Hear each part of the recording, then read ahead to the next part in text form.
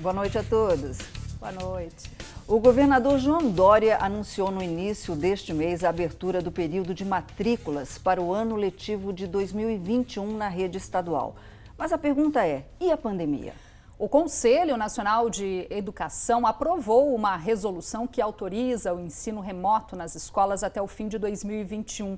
Como deve ficar a adesão de escolas, professores e alunos? Para responder esta e outras perguntas e esclarecer a todos nós, o Band Entrevista de hoje recebe o secretário de Educação do Estado de São Paulo, Rocieli Soares. Muito boa noite, secretário. Obrigada pela sua participação.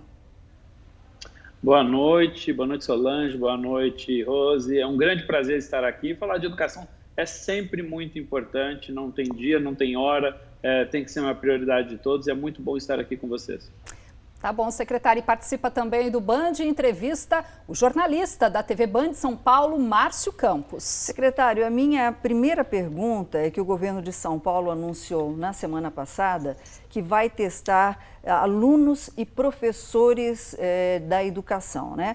19,3 mil devem ser testados. Como está sendo feita essa logística? Bom, primeiro, essa é uma pergunta muito importante, porque nós, ao invés de fazermos uma testagem sorológica, que é aquele exame que você só fura o dedo e coloca o sanguezinho no aparelhinho, o aparelhinho mostra se você já tem um anticorpo. Só que aquilo gera uma foto de 14 dias atrás. Então, o governo, de forma inédita, e é o que a maioria dos municípios e outras instituições usam, né? Nós, de forma inédita, né, aí com a liderança do secretário Jean, decidimos fazer o teste do PCR, aquele do cotonete, que você tira a fotografia de como está hoje. Então, você consegue fazer este mapa da atualidade, né? Isso é muito importante porque a gente está medindo a cada semana. Então, esses testes agora são muito importantes. Nós estamos trabalhando, na verdade, vamos testar aí 10 mil alunos, 9.300 aproximadamente servidores de todas as regiões do estado e vamos estar testando pelo menos 100 pessoas de uma mesma escola. Em média, estamos testando, na verdade, de 90 a 100 pessoas de uma mesma escola, que é justamente para olhar a incidência na escola, mas também na comunidade, porque você também consegue depurar isso para saber se o perfil de contaminação pode ter vindo da escola ou se é muito mais de fora, que é o que na maioria das vezes acontece no mundo todo.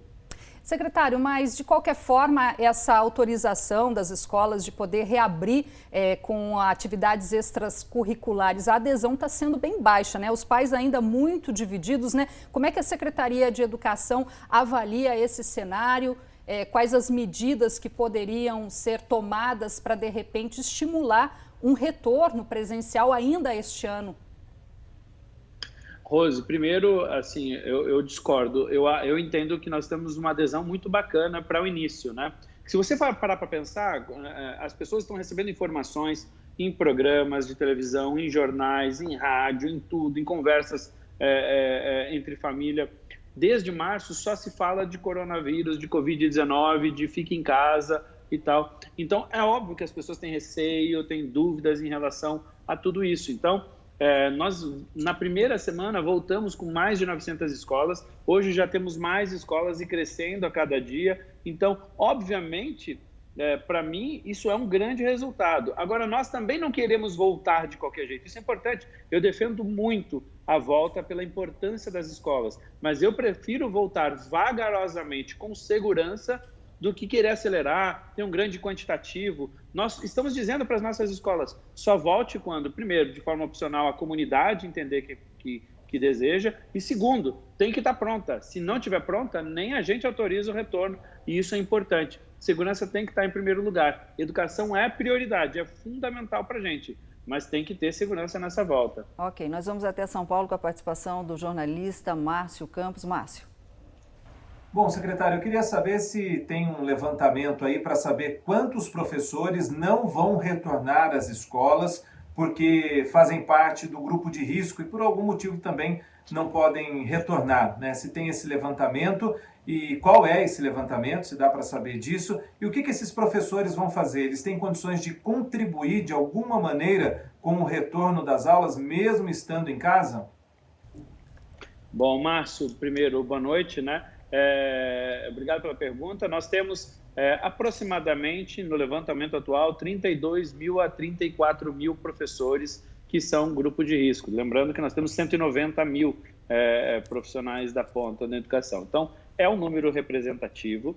Este número, é importante salientar, ele vai se alterando. Tem gente que ainda está buscando atestado, tem gente que nesse meio tempo já teve o coronavírus e passou a ter imunidade, então deixa de ser grupo de risco, por exemplo. Tem vários fatores que acabam alternando esse número. Mas esse é um problema que, como a gente vai trabalhar, mesmo com a volta, a gente está trabalhando já com o ensino híbrido, né?